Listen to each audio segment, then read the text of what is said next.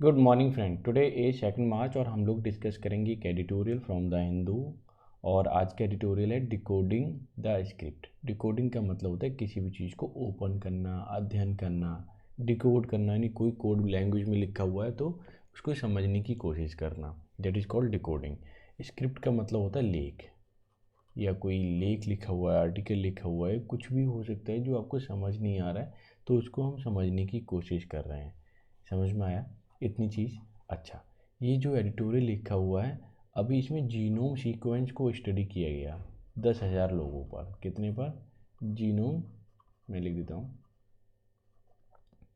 Sequence 10,000 Indian genome को क्या किया, स्टडी किया गया। अब उसके क्या क्या फ़ायदे हो सकते हैं, ठीक है, और उससे हम दवाई बनाने में कितना एडवांस जा सकते हैं, उसके ऊपर लिखा हुआ पूरा का पूरा एडिटोरियल है। टफ़ है थोड़ा सा, अब ऐसा ना समझें कि आसान है, समझ में आ जाएगा जैसे पॉलिटिकल होते हैं। टफ़ तो है, टाइम लगेगा समझने में, ध्यान रखना है। तो थोड़ा ध्यान से सुनें और समझने की कोशिश करें, ठीक है।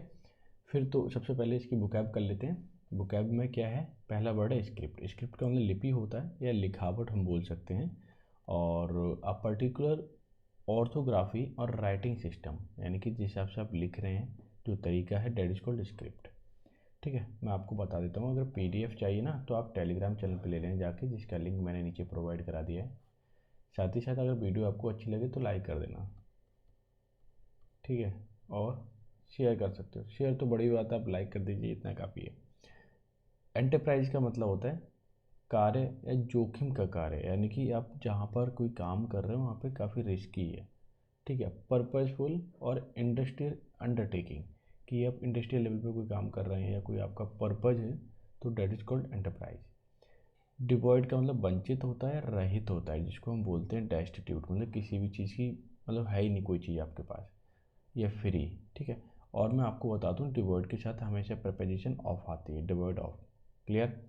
नेक्स्ट है टेम्पलेट। टेम्पलेट का मतलब नमूना होता है, आदर्श, इसको फरमा हम बोल सकते हैं। अ मॉडल और स्टैंडर्ड फॉर मेकिंग कंपैरिजन, जिससे क्या किया जाए, कंपैरिजन किया जाए। यह सिंपल सी है जिसके द्वारा कोई चीज़ बनाई जाए।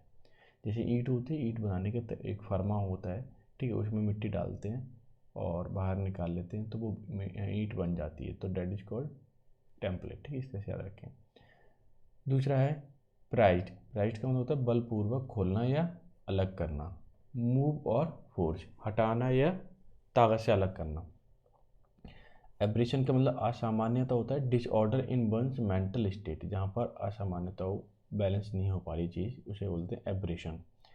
एंडोगेमी का मतलब होता है एंडोगेमी का मतलब होता है सघो विवाह, यानी कि marriage with in one's own tribe और ग्रुप, अपने ही ग्रुप में शादी करना, दैट इज कॉल्ड एंडोगेमी, ठीक है। डाइड आउट, या मैं हटा दें, डाई आउट का मतलब किसी भी चीज़ को गायब करना या विलुप्त होना, यानी बिकम एक्सटिंक्ट या डाई ऑफ, धीरे धीरे गायब होना। क्लियर? काफ़ी अच्छी फ्रेजल वर्ब है, आपको मालूम होना चाहिए, बिल्कुल गायब होना और धीरे धीरे गायब होना। और ई का मतलब होता है अस्त व्यस्त, टेढ़ा है, नॉट फंक्शनिंग प्रॉपरली, जो जहाँ पे अच्छे से काम नहीं हो रहा हो, ठीक है। टेम्पर्ड का मतलब संतुलित होता है, मिजाज होता है, कई सारे मीनिंग होते हैं इसके। स्टेट ऑफ बीइंग, मूड जिसको हम बोल सकते हैं। आइवरी टावर का मतलब होता है एकांत, state of mind that is discussed as if it were a place, कि जहाँ डिस्कस की जाए बिल्कुल एकांत माहौल हो, ठीक है। तो ये 11 वर्ड थे, और आई होप सो थोड़ा सा कठिन है, मैं इसमें काउंट नहीं करूँगा कि कितने होने चाहिए आपको याद। फिलहाल मैं कहता हूँ कि अगर 7-8 भी हो तो भी काम चल जाएगा, क्योंकि थोड़ा टफ है। अब चलते हैं हम सीरीज़ पे, जो हमारी बुकैब वाली सीरीज़ थी, ठीक है। मैं अभी इजी इजी क्वेश्चन ले रहा हूँ, फिर स्ट्रेंथ आपकी बढ़ जाएगी जब मैं सीजीएल के क्वेश्चन कराऊंगा दोबारा से, ठीक है। एंटेनिम ही फाइंड करना है, सब में 5 क्वेश्चन दे रखे हैं। पहला क्वेश्चन है पीरियोडिक। पीरियोडिक का मतलब होता है समय अंतराल के अनुसार, यानी कि ये इसके बाद फिर इसके बाद फिर इसके बाद, इस तरह से, ठीक है। तो इसका हमें फाइंड करना है एंटेनिम। क्लियर? देख लेते हैं। होलिस्टिक का मतलब होता है जहाँ पर संपूर्णता, कंप्लीटनेस जो हो, सो हो, वो होलिस्टिक होगा, कंप्लीट। डायनामिक का मतलब होता है जहाँ पर गति बनी हुई हो, यानी कि हमेशा चेंज आ रहा हो, ठीक है। अच्छा, रेगुलर का मतलब जहाँ पर कोई रेगुलरिटी ना हो, यानी कि नॉट पीरियोडिक कैसे बोल सकते हैं, पीरियोडिक लिखता हूँ। टेडिस का मतलब थकाऊ होता है, क्लियर। अच्छा, अब आप बताइए कि यहाँ रेगुलर का मतलब है, पीरियोडिक का मतलब रेगुलर और इरेगुलर, ठीक है, समझ में आ गया। एंटीनिम फाइंड करना है। नॉनसेलेंट वर्ड बहुत अच्छा और बहुत बार पूछा गया है, ऐसा नहीं है, एमटीएस में पूछा जाए, हर जगह पूछा जाता है। देखिए, पहले तो समझिए नॉनसेलेंट होता क्या है, जो परवाह ना करे, ना करने वाला, यानी कि जो केयर ना करे, ठीक है। फ्लेक्सिबल और लचीला होता है, फ्लेक्सिबल हो मुड़ जाए वो लचीला कहलाता है। केयरिंग का मतलब जो केयर करे, ध्यान रखे, ध्यान करे। मार्वलस का मतलब बहुत अच्छा होता है, या अच्छा लिख दीजिए, कोई दिक्कत नहीं है। और कवर्ड का मतलब होता है किसी भी चीज़ से बचाव, ठीक है। और क्या हो सकता है, कवर्ड बचाना यानी बचाव, तो आपका बनावटी भी हो सकता है, या गुप्त हो जाए, छिपने वाला, ठीक है, बनावटी, ठीक है, गुप्त, ये उसी सेंस में आते हैं, ठीक है, सारे सेंस इसी का ही है कवर्ड का। अब देखिए, हमें फ़िलहाल तो देखना है कि नॉनसेलेंट जो परवाह ना करे तो केयरिंग करे, तो उसका उल्टा हो जाएगा, एंटेनिम हो जाएगा, ठीक है। इतना ही ध्यान रखना है, ज़रूरी नहीं है बहुत सारे एक शब्द का बहुत सारे मीनिंग आपको पता हो, क्लियर। देखिए, पहले तो देखिए क्लमशी होता क्या है। क्लमशी का मतलब जिसमें ढंग ना हो, ढंग ना हो, यानी कि तरीका ना हो। अच्छा, जेलस का मतलब जो ईर्ष्या करे, ठीक है, यानी कि अंदर ही अंदर इल विल फीलिंग हो, इल डबल मिट भी नहीं रहा, इल विल हो, मतलब भावना ना अच्छी ना हो। फियर्स का मतलब बहुत तीव्र हो, प्रचंड हो। ग्रेसफुल का मतलब बहुत ही अच्छा, स्मूथ, इसको बोल सकते हैं। नर्वस का मतलब होता है जो आपसे कमज़ोर सेंस में हो, आपको अब डरे, ठीक है, या भयभीत हो, और कमज़ोर इसी सेंस में आता है नर्वस, पता ही चल गया। अच्छा, क्लमसी का मतलब ढंग ना हो, और जिसमें ढंग हो तो वो अच्छा ही होगा, तो इसका मतलब एंटीनिम फाइंड करना है, तो क्लमसी का क्या हो जाएगा, ग्रेसफुल हो जाएगा, ठीक है। नेक्स्ट देख लेते हैं, इसका भी एंटीनिम फाइंड करना है। ऑथेंटिक का मतलब होता है रियल या जेन्युइन, तो ठीक है। मॉडरेट का मतलब होता है थोड़ा सा शांत, ना ज़्यादा टफ हो ना ज़्यादा इजी हो, ठीक है, ना ज़्यादा उग्र हो ना ज़्यादा शांत हो, यानी हल्का सा बीच का मॉडरेट कहलाता है। एक्चुअल का मतलब भी रियल होता है, तो ये तो सिनोनिम हो गया। फॉल्स का मतलब गलत, तो ये तो हो नहीं सकता है। अच्छा, हाँ, ये बिल्कुल आंसर हो सकता है क्योंकि इसके एंटीनिम फाइंड करना है। वाइज का मतलब होता है समझदार। तो देखिए, अगर मैं ऑथेंटिक की बात करूँ तो फॉल्स ही इसका क्या हो जाएगा, एंटीनिम हो जाएगा, ठीक है। अच्छा, नेक्स्ट वर्ड है चीप, मतलब सस्ता होता है, तो एक्सपेंसिव भी इसका क्या हो जाएगा, आंसर हो जाएगा, इसमें तो मतलब बड़ी बात नहीं है। इग्नोरेंट का मतलब जो ध्यान ना दे, ओल्ड का मतलब पुराना, और अनटेंगल ये नया वर्ड है। तो इसको समझने से पहले आपको ये समझना होगा कि टेंगल क्या होता है। टेंगल का मतलब होता है उलझाना,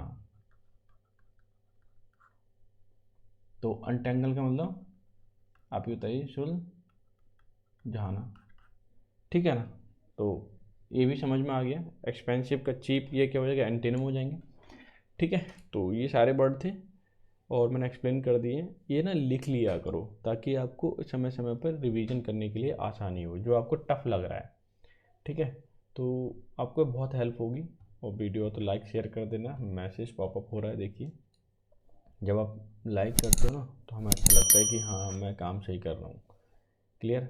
ज़्यादा ना देखो, पूरा एडिटोरियल ना देखें, तो ये जो बुकैब है और सीरीज चल रही है उसको तो ज़रूर देखो, पूरा वॉच करो, काफ़ी हेल्प होगी। अभी 2 मार्च हुई है, अब पूरा पूरा महीने देखिए, देखो कितनी हेल्प होती है। डिकोडिंग स्क्रिप्ट, स्क्रिप्ट को डिकोड करना है, ठीक है। फाइंडिंग्स फ्रॉम जीनोम सीक्वेंस, यानी कि जो निष्कर्ष है, रिजल्ट, फाइंडिंग का मतलब यहाँ पे रिजल्ट है, कहाँ से, जीनोम सीक्वेंस से, कहाँ से रिजल्ट, जीनोम सीक्वेंस का जो रिजल्ट है मस्ट बी शेयर वाइडली, उसे बड़े पैमाने पर हमें क्या करना चाहिए, शेयर करना चाहिए लोगों को। जैसे बायोटेक्नोलॉजी से लोग जुड़े हुए हैं या बायोलॉजी से जुड़े हुए हैं जो अध्ययन करते हैं, दवाई बनाने की कोशिश करते हैं, तो उनको ये डेटा जो है हमें क्या करना चाहिए, रिजल्ट को शेयर करना चाहिए। ठीक है, जो जीनोम सीक्वेंस है उसको शेयर करना चाहिए ताकि दवाइयाँ जो हैं सस्ते में बनाई जा सकें। सुनिए editorial, the genome India project, ये प्रोजेक्ट जीनोम इंडिया प्रोजेक्ट आप प्रोजेक्ट फंडेड, ये जो प्रोजेक्ट है ठीक है फंड किया गया है और कोऑर्डिनेट किया है, सहयोग किया गया है किसके द्वारा, बाय डिपार्टमेंट ऑफ बायोटेक्नोलॉजी के द्वारा। कौन सा प्रोजेक्ट, जीनोम इंडिया प्रोजेक्ट।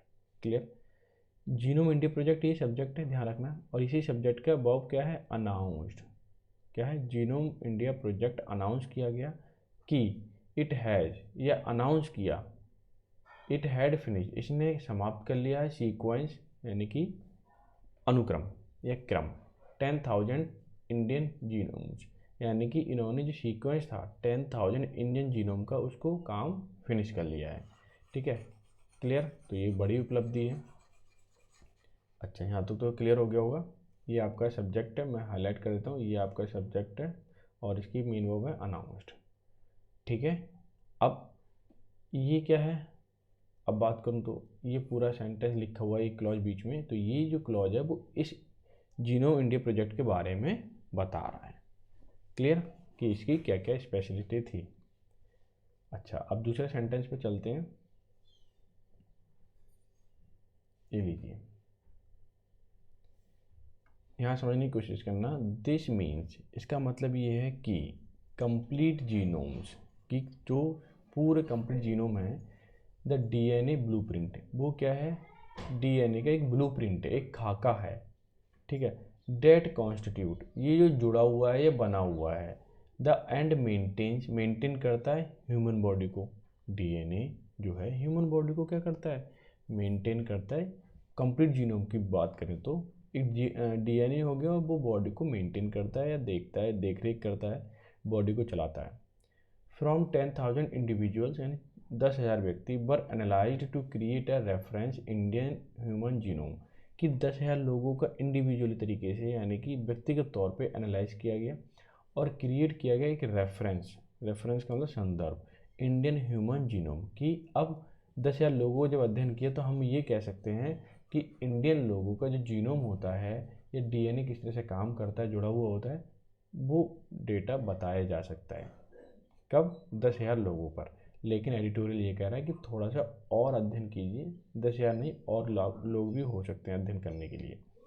ठीक है, अच्छा, इसमें दो सेंटेंस, एक तो ये है और फिर एक यहाँ शुरू हो रहा है, कि यहाँ पे आ रहा है। देख लेते हैं पहले ये वाला, India first sequenced a human genome in 2006, यानी कि इंडिया ने जो पहला सीक्वेंस देखा था वो 2006 में देखा था, ह्यूमन जीनोम की बात करें तो। अब 2024 चल रहा है, बीच में भी अध्ययन किए गए। ठीक है, देख लेते हैं और क्या है दूसरा सेंटेंस। इन अ वे, एक तरीके से, the latest enterprise would be akin to creation of the first ever detail map of India. ये जो कार्य है, एंटरप्राइज का मतलब जो काफ़ी कठिन कार्य है, ठीक है, वुड बी अकिन, अकिन का मतलब होता है सेम, बिल्कुल सेम है जैसे कि क्रिएशन हुआ यानी कि बनाया गया, ऑफ द फर्स्ट एवर, जो पहली बार बनाया गया था, डिटेल मैप ऑफ इंडिया, यानी कि जब हम अभी जो अध्ययन कर रहे हैं जीनोम सीक्वेंस का, वो अध्ययन सेम वैसा ही है जैसा कि जो कार्य पहली बार किया गया था, मैप बनाने का, इंडिया का डिटेल मैप बनाने का। क्लियर, उसमें भी उथल पुथल हुई, गड़बड़ी हुई, लोगों ने क्रिटिसाइज भी किया होगा, फिर गलत भी मैप बना होगा, फिर सही बनाया है ना, सेम वैसे ही अभी ये यहाँ पे अध्ययन चल रहा है। विद ऑल पॉलिटिकल यूनिट्स, जिसमें मैप बनाया गया तो जिसमें सारे पॉलिटिकल यूनिट को जोड़ा गया था, की ग्राफिकल एंड टोपोग्राफिकल फीचर को जोड़ा गया था, एज अपोज, और फिर उसको अपोज किया गया to a world map prepared elsewhere, कि अपोज कैसे किया गया कि भाई वर्ल्ड मैप बनाया हुआ तो वहाँ के द्वारा अपोज किया गया इसको, इंडिया के मैप को। ठीक वैसे ही हम यहाँ अध्ययन कर रहे हैं तो हो सकता है अपोज किया जाए, लेकिन करते रहना है। With India just one several countries, one of several countries and devoid of granule detail. ये देखिए, अगर मैं यहाँ से ये वाला क्लॉज हटा दूँ तो आपको ज़्यादा बेहतर तरीके से समझ में आएगा। यहाँ से देखिए, ये प्रीपोजिशन जो जुड़ा हुआ है सेंटेंस विद का मतलब से या साथ में। इंडिया जस्ट वन ऑफ देखो, जब भी आ जाए तो इसका मतलब बहुत सारी चीज़ों में से हमें कोई एक चीज़ चुननी है तो हम वन ऑफ लगाते हैं। यानी with India just one of several countries, मतलब बहुत सारी कंट्रियों में इंडिया। एंड डिवॉइड का मतलब वंचित है, डिवॉइड ऑफ, मैंने बताया था डिवॉइड के साथ प्रीपोजिशन ऑफ आती है कि devoid of the granule detail, कि अध्ययन हम जरूर कर रहे हैं अभी, लेकिन हम ग्रेनुअल का तो छोटी छोटी बारीकियों की डिटेल से अभी क्या है, वंचित हैं। अभी वो चीज़ हमने जानकारी हासिल नहीं कर पाए हैं।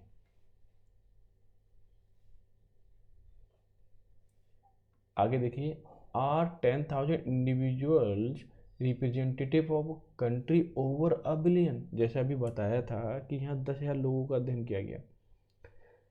जब 10,000 लोगों का अध्ययन किया गया, फिर बोला गया था कि हम पूरे इंडिया के या इंडियन लोग जो है, इंडिया के लोगों का रिप्रेजेंट कर सकते हैं, हम उन्हें रेफरेंस दे सकते हैं कि इंडियन लोगों का जीनोम ऐसा होता है, उसमें इसमें कोडिंग ऐसे होती है। हम ये रेफरेंस दे सकते हैं मात्र 10,000 लोगों के एनालिसिस करके। लेकिन ये क्या बोल रहे हैं आप, क्वेश्चन क्या उठता है, क्या केवल 10,000 individuals representative of the country over a billion, कि यहाँ अरबों संख्या है यहाँ पर, क्या 10,000 लोग उसको रिप्रेजेंट कर सकते हैं, या 10,000 लोगों का जो डीएनए है या जीनोम का अध्ययन किया गया वो 1 अरब लोगों का रिप्रेजेंट कर सकता है? नहीं कर सकता ना। तो इसका मतलब क्या है, हमें ज़्यादा लोगों का अध्ययन करना चाहिए। फिर कह रहा है नॉट श्योरली, ऐसा तो नहीं है पक्का कि रिप्रेजेंट कर दें। ठीक है, अब यहाँ से देखिए, बट फॉर नाउ, लेकिन अब के लिए, इट इज़ द बेस्ट, ये बहुत अच्छा है, there is and form of vital template, हमें और नमूने या और एग्जाम्पल चाहिए। Clear, the basis on which, जिसके बेस पर, ठीक है, many more insight can be prized, कि और भी सारी चीज़ें हैं। इंसाइट का मतलब जो स्पॉट, ठीक है, जो हम अध्ययन कर रहे हैं उसकी बात हो रही, कैन बी प्राइज्ड, अलग किए जा सकते हैं, यानी बहुत सारी चीज़ें डिटेल अध्ययन किया जा सकता है और लोगों को लेकर के। ठीक है, 10,000 सफिशियंट नहीं है, क्योंकि यहाँ पे अरबों संख्या है, 140-45 करोड़ जनसंख्या है, तो और लोगों को क्या करना चाहिए, अध्ययन करना चाहिए। अच्छा, यहाँ पर एक सेंटेंस तो अभी छोटा सा ये, तो ये लेता हूँ। द मोस्ट, सुपरलेटिव डिग्री है, द लगा दिया। The most immediate application is in combating disease, कि सबसे मोस्ट इमीडिएट एप्लीकेशन, कि अगर जो हम अध्ययन कर रहे हैं इसके एप्लीकेशन क्या है, कि कॉम्बैटिंग मतलब युद्ध करना है डिसीज से, बीमारियों से, क्योंकि हम जीनोम का अध्ययन कर रहे हैं तो हमें ये पता चलेगा कि हम बीमारी से कैसे लड़ सकते हैं। क्लियर। अच्छा, अब ये वाला सेंटेंस आपका यहाँ तक है। इन 2019 की बात 9 की बात करूँ, जेनेसिस्ट्स इन इंडिया, जो जीन्स का अध्ययन करते हैं उन्हें जेनेसिस्ट बोलते हैं, इंडिया के अंदर, as part of an international collaboration. ये क्या है, इंटरनेशनल कोलैबोरेशन, एक दूसरे सहयोग करते हैं, विदेशी लेवल पे जाते हैं। ठीक है, डिस्कवर्ड, इंडिया के जो जेनेसिस्ट हैं उन्होंने डिस्कवर्ड किया है डैट एन एब्रेशन का मतलब थोड़ी सी गड़बड़ी होना, इन अ प्रोटीन, की प्रोटीन में गड़बड़ी है, MYBPC3, इसको शॉर्ट में बोला जाएगा, या cardiac myosin binding protein C, वो क्या है, उसमें गड़बड़ी है, वॉज को related with the high risk of heart failure. इन्होंने बोला कि जो डिस्कवर किया गया 2009 में, जेनेसिस्ट हैं इंडिया के, उन्होंने बताया कि थोड़ी सी प्रोटीन में गड़बड़ी है, इसलिए ये क्या होता है, हाई रिस्क रहता है हार्ट फेलियर का, कि जो हार्ट अटैक की बीमारियां बढ़ रही हैं ना, वो इसी वजह से, ऐसा इन्होंने थोड़ा सा अनुमान लगाया इंडिया के जेनेसिस्ट ने। ठीक है, आगे देखिए, the genetic variant was present in approximately 4% of those of Indian ancestry, a higher than expected number given that this problematic variant is rare। इन्होंने बोला कि जेनेटिक वेरिएंट जो है वो आज प्रेजेंट था इन अप्रॉक्सीमेटली 4% इन दोज इंडियन, की जिनका अध्ययन किया गया उसमें 4% लोगों में था ऐसा प्रेजेंट, जेनेटिक वेरिएंट की बात हो रही है। अ हायर देन, और उससे ज़्यादा भी था और एक्सपेक्टेड किया था, number given that problematic variant is rare, कि जो जहाँ जिससे समस्या हो सके वो थोड़ा सा कम है, जिससे ज़्यादा समस्या हो जाए या कोई बीमारी हो जाए वो नंबर अभी कम है। अच्छा, ये हो गया आपका पहला पैराग्राफ। दूसरा पैराग्राफ देखो क्या कहता है, ये समझने की आप कोशिश करना, क्योंकि थोड़ा सा कॉम्प्लिकेटेड है। आप जब तक ध्यान नहीं दोगे ढंग से तो समझ नहीं आएगा। क्लियर है ना? तो मैं सेंटेंस थोड़ा सा लेता हूँ, बड़ा हो सकता है, बड़ा होते जा रहा है, ये लीजिए। चलो, हो सकते 2 सेंटेंस है, जो परेशान मत होना। India has close to 4500 population group. ठीक है, India has close to 4500 population group, यानी कि लगभग 4500 ग्रुप की बात हो रही है इंडिया लोगों की। एंड सब कॉन्टिनेंट, ठीक है, जो छोटे छोटे ग्रुप हैं या महाद्वीप हैं। History of being ordered along caste line through the endogamy imply that rare genetic variant. अब ये क्या कह रहे हैं कि जब 4500 लोगों की पॉपुलेशन, जो 4500 जो ग्रुप हैं सब कॉन्टिनेंट में, हमारे इंडिया पर देखा जाए तो, being order along caste through the endogamy, कि वो जो लोग अपने ग्रुप में रहते हैं अपने ग्रुप में ही शादी करते हैं, इम्प्लाई मतलब दर्शाते हैं रेयर जेनेटिक वेरिएंट, उनके अंदर रेयर जेनेटिक वेरिएंट है। आगे बोला गया मैनी हार्मफुल, काफ़ी हार्मफुल भी हैं, that ordinarily through the course of evaluation out to have died, कि जब इवेलुएशन किया जा रहा है, इनका अध्ययन किया जा रहा है, ऑर्डिनरी तौर पर वो क्या हो जाने चाहिए थे, गायब हो जाने चाहिए थे। और कुछ तो अभी भी परसिस्ट का मतलब कायम बने हुए हैं, गायब होने चाहिए थे लेकिन हुए नहीं, अभी भी कायम बने हुए। When human genome project published it's reference, जब ह्यूमन जीनोम प्रोजेक्ट जो था उसने पब्लिश किया इट रेफरेंस ह्यूमन जीनोम इन 2003 में जब पब्लिश किया, at a cost of nearly $3 billion, जब उसमें प्रोजेक्ट पब्लिश किया और अध्ययन किया था लगभग $3 बिलियन कॉस्ट आई थी। It rank with a brave new world, इसने बताया या सबको सुनाया कि ब्रेव न्यू वर्ल्ड है ये, promise of humanity having finally decode the secret of genome, कि हमने प्रॉमिस किया था हम फाइंड करके दिखाएंगे, डिकोड करके दिखाएंगे सीक्रेट ऑफ जीनोम का, तो उन्होंने 2003 में करके दिखाया। ठीक है, अब फिर से हुआ है mapping every origins and disease and future personalised medicine, कि मैपिंग मतलब देखा जा सकता है, और मतलब जो गलत टेढ़े मेढ़े जीन्स हैं, ठीक है, जिससे डिसीज होती है, एंड फ्यूचर पर्सनलाइज, और पर्सनलाइज तौर पे क्या बनाई जा सकती है, मेडिसिन बनाई जा सकती है। जब ज़्यादा अध्ययन हो जाएगा तो उस बीमारी के लिए पर्टिकुलर तौर पे क्या किया जा सकता है, दवाई आसानी से बनाई जा सकती है। ठीक है, तो इस पे भी जीनोम पे क्या चल रहा है, अध्ययन चल रहा है, काफ़ी तेज़ी से अध्ययन चल रहा है। आगे देखिए, थोड़े से सेंटेंस बड़े हो जाते हैं तो परेशान नहीं होना है आपको। ठीक है, ये देखिए, much of genome India's sales pitch reflect similar promises, कि genes much of genome India's sales pitch, अगर सेल्स पिच की बात करूँ, रिफ्लेक्ट मतलब दर्शाती है सिमिलर प्रोमिसेस, कि जो दवाई वगैरह बनाते हैं ना सेल, तो क्या करते हैं जो जीनोम को सेल करते होंगे तो उसमें भी ये चीज़ें दर्शाते हैं। हाउ एवर द सब्सिक्वेंट मतलब बाद में, decade have tempered much expectations, subsequent का मतलब होता है बाद में, डिकेड मतलब कई दशकों बाद, हैव टेम्पर्ड का मतलब होता है मिजाज देखना, सच एक्सपेक्टेशन, उम्मीद थी कि हम उसमें अध्ययन कर पाएंगे और कुछ नया देख पाएंगे, वो हुआ भी और अध्ययन भी किया। अब यहाँ से देख लीजिए आप ये क्या कहना चाह रहा है, कि for one only a small fraction of disease is monogenetic determined by a single gene. इन्होंने बोला है कि फॉर वन यानी एक व्यक्ति के लिए, only a small fraction, fraction का टुकड़ा कोई अंश, ठीक है, डिसीज किसका, बीमारी का, इज ए मोनोजेनिक, कि वो मोनोजेनिक भी हो सकता है, मोनो जब भी बड़ा है इसका मतलब होता है एक, यानी एक जीन के माध्यम से भी हो सकता है, determined by a single gene, और वो एक सिंगल जीन के माध्यम से पता भी किया जा सकता है।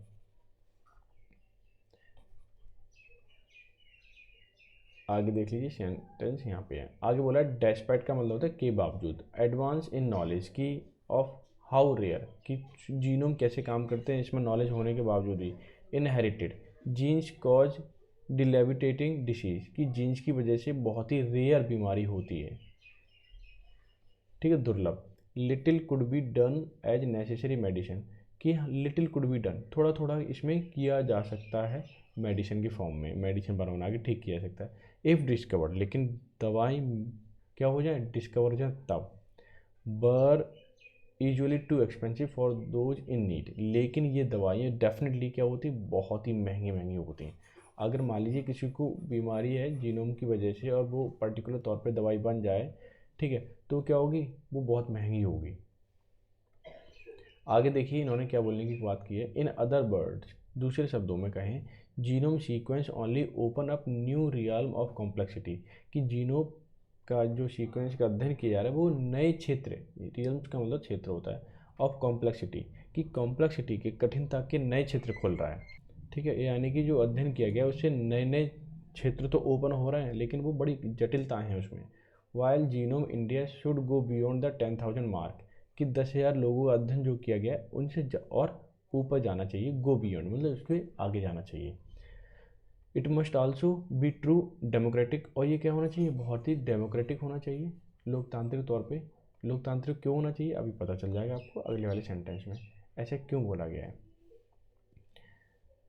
फाइंडिंग्स मतलब result, out not be locked up in ivory tower, ivory tower का मतलब होता है एकांत, मतलब ऐसा नहीं है कि इसमें जो भी रिजल्ट आए हैं, जो भी सीक्वेंस आए हैं, ठीक है, उसका जो डेटा है वो एक कमरे में बंद कर दिया जाए। For academia and should involve imaginative collaborative with scientist, student, technology companies, ethicist and social scientist to push forward India's understanding of itself, कि ये जो डेटा है अध्ययन किया गया है जीनोम पर वो अकेडमी लेवल पर ही नहीं बंद कर दिया जाना चाहिए बल्कि इन्वॉल्व होना चाहिए इमेजिनेटिव कोलैबोरेटिव, मतलब एक दूसरे का सहयोग होना, जो हम सोच रहे हैं उस पर सहयोग होना चाहिए, विद साइंटिस्ट के साथ, स्टूडेंट के साथ, टेक्नोलॉजी के साथ, कंपनीज के साथ, एथिसिस्ट के साथ जो मानवतावादी हैं, एंड सोशल साइंटिस्ट के साथ, उनके साथ डेटा शेयर करना चाहिए ताकि लोगों की या इंडियन लोगों की क्या हो सके, अंडरस्टैंडिंग बढ़ सके, ठीक है। तो जो अध्ययन किया गया 10,000 लोगों उसका डेटा रिवील करना चाहिए, क्या करना चाहिए, रिवील करना चाहिए। अब समझ में आया कि इन्होंने क्या बात की है, इन्होंने यही बात की है कि जो फाइंडिंग्स है, जो रिजल्ट है, जो डेटा है फ्रॉम द जीनोम सीक्वेंस है मस्ट बी शेयर वाइडली, इससे क्या होगा, अंडरस्टैंडिंग बढ़ेगी लोगों की, इसमें ज़्यादा रिसर्च की जा सकती है।